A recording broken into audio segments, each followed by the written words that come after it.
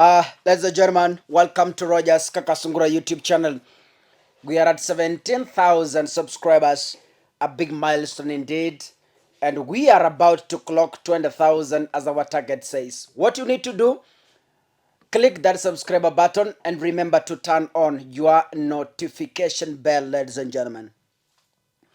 I want to take you through a few comparisons here from the just concluded general election, whereby the Deputy President William Ruto is now the president-elect, though he hasn't been sworn in. There has been a number of allegations that the election was marred with a lot of irregularities. Ladies and gentlemen, I went into the archives to find out what really transpired in the 2007 general election when William Ruto was strongly supporting the ODM party leader by then, Raila Amolo Odinga. This year, we had two horse races who were Mwai Kibaki and Raila Odinga himself. We understand what transpired in 2007. In fact, it is a photocopy of what happened this year, 2022. Because Kivuitu forcibly announced Mwai Kibaki as the president-elect, and after that, you know what happened. And we thank God that Kenya has healed from whatever happened after the 2007 post-election violence.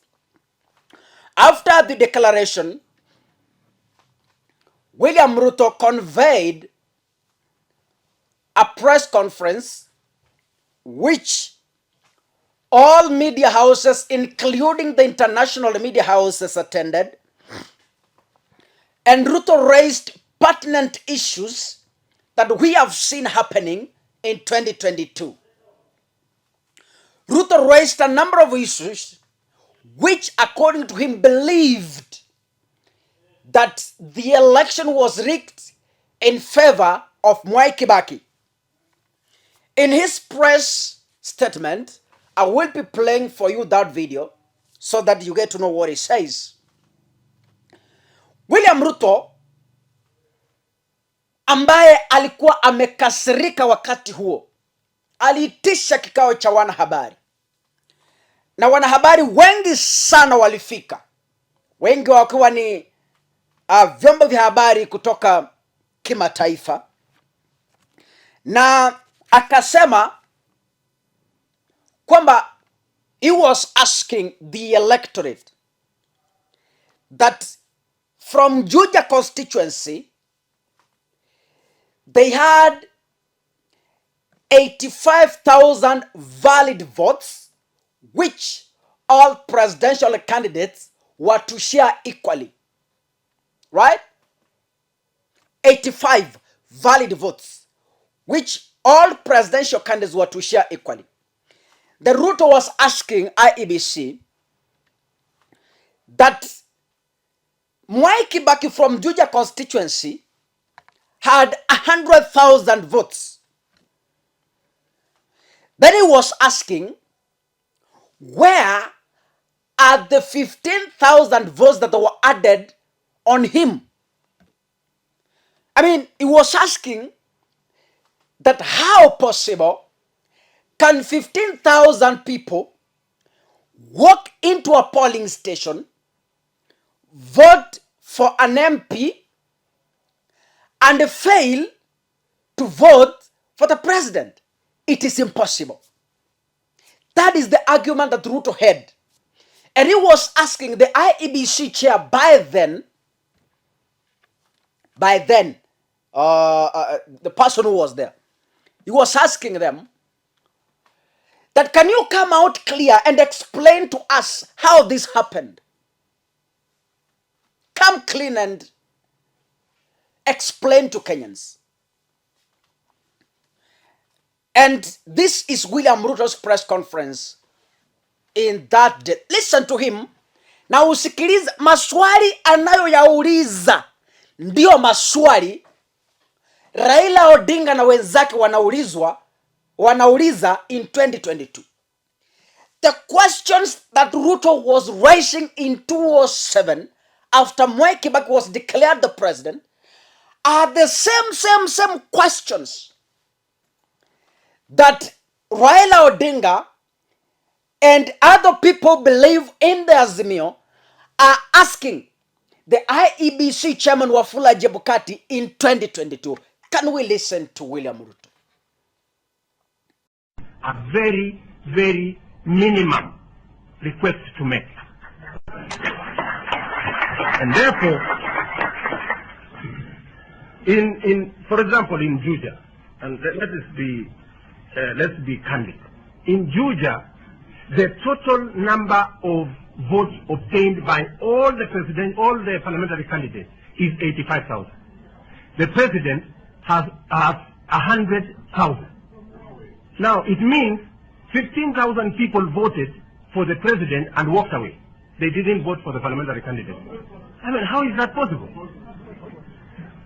So, we are saying as the Orange Democratic Movement that we want the commission to make an announcement on the basis of results that are authentic and that have a basis and that have supporting documents. The commission have told us that they have sent a plane to look for these results. We have been told that it will be ready by about 3 o'clock. We want to verify those things before any announcement is made, because we have figures everywhere and every other place have figures. Let me finalize by saying all the documents that we have show clearly that Raila Amolo Odinga has 4,215,437 and Honorable Mwai Kibaki has 3,748,261 votes. That is what we have. And if the commission is going to announce other results, they must tell us on the basis of what. And we have pointed to them very clearly. And we thank God that they allowed us last night to peruse the file, because on perusing of the file, it was absolutely clear that announcements were being made here which did not have any basis, because there were no documents to support whatever announcements that were being made. If a figure is going to be assigned to somebody 50,000, you can as well assign him 500,000. Ladies and gentlemen, you've heard yourself. Now, in the same Juja constituency in the year 2022, mwaka huu, the same constituency has an extra of 8,647 votes added to a candidate X who we don't know the name. It means in this year 2022, the valid votes in Juja were 86,256. I mean, let me ask, kwani Juja kama 207 watu walikuwa 85,000 valid votes, 85,000, na pia 2022, those are how many years later? 15 good years later. We are having again 86,000 valid votes in 2022. Kwani watu hawakufi kwa hiyo constituency? Kwani watu wajaziliwa kwa hiyo constituency when wameregister as new voters?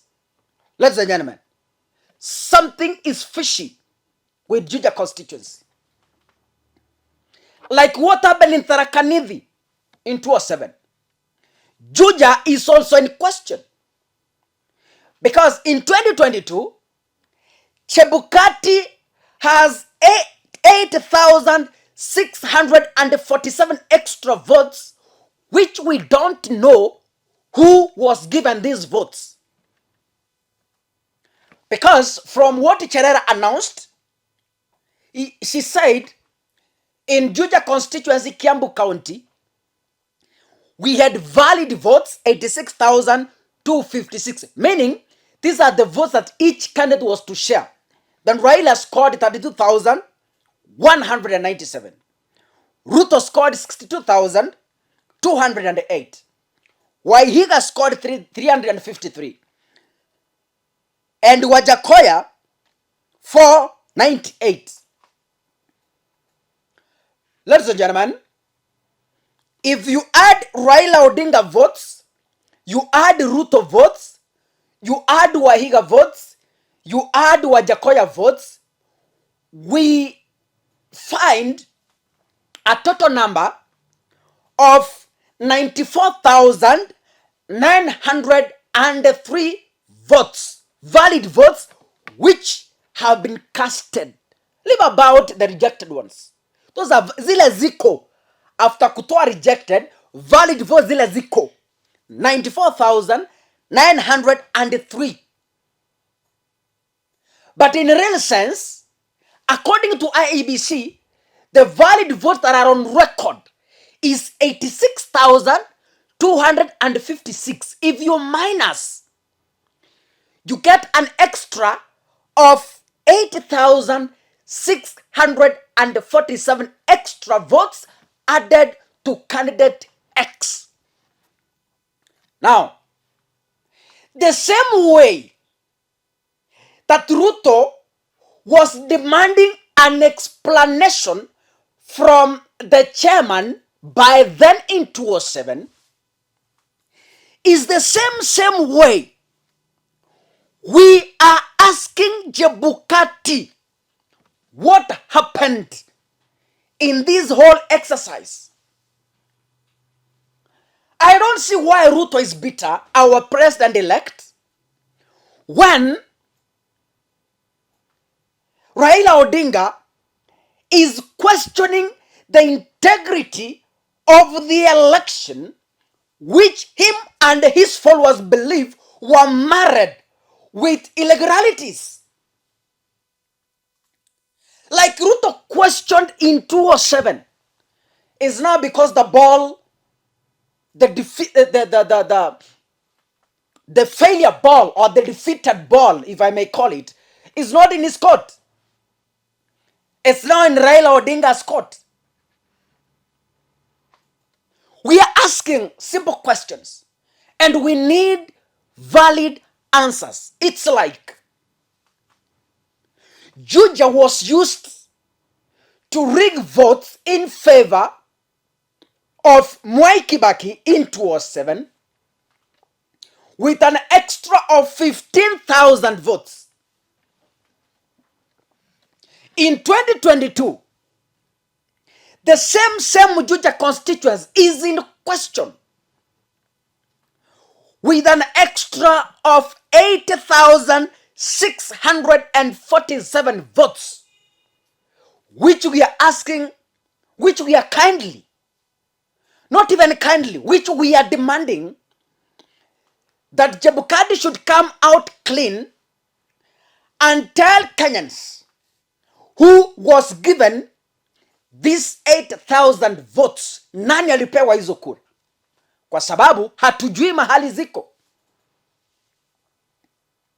There is a similarity between the Juja of 2007 and the Juja of 2022. So it means in 15 years, we've only had an increase of 1,000 registered voters. Yes, around 1,000 and some 200 on top. Ladies and gentlemen, these are some of the critical questions that the IEBC will be responding in court. Among many other critical questions like the missing of 28 forms from the portal. These are the questions that Chebukati should respond to the people of Kenya while in court. He tells us why we have an extra 8,000 votes. Who was given? We need to know. Is it Raila? Is it Ruto? Is it Wajakoya? Is it Waiga? Nani alipewa kura 8,000? Kwa sababu ziko katika fomu 34B iliyotangazwa live on record, live on television, live on radios. It's there. So tuambiwe wa Kenya zilienda wapi? As we even maintain peace. Najua nimeona watu wanasema kwamba hii kesi ya Azimio haina any basis. Kama haina basis, mimi ninaomba sana, kama ingewezekana niitwe kotini kama amicus curiae. Kizungu. Niitwe kama amicus, na mimi tusimame. Sijui kama James Orengo this time round will be there.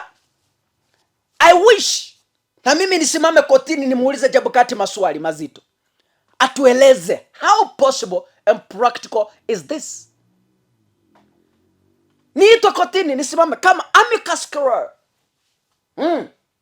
an interested partner to the case of Raila Odinga, an interested partner. Tuelezane pale kotini, nimuulize ndugu Chebukati, tafuta calculator, tueleze kura 8,000 ulipatia nani? Fomu 28 kutoka kwa mtandao umezificha wapi? Tupatie. Ladies and gentlemen, Chebukati has a case to answer and respond to, whether he likes it or not. And Azimio have only 2 prayers. 1, if Chebukati is found culpable of interfering with the peaceful, fair, credible, and transparent election, he must be prosecuted. Number 2, if any of the 4 presidential candidates participated in any way to deny the people of Kenya their justice by stealing an election, must be barred from contesting in any other coming election. Prepare for an Uhuru leadership for the next 1 year or so. Thank you so much, ladies and gentlemen. Mungu abariki sana. Keep subscribing. Thank you so much.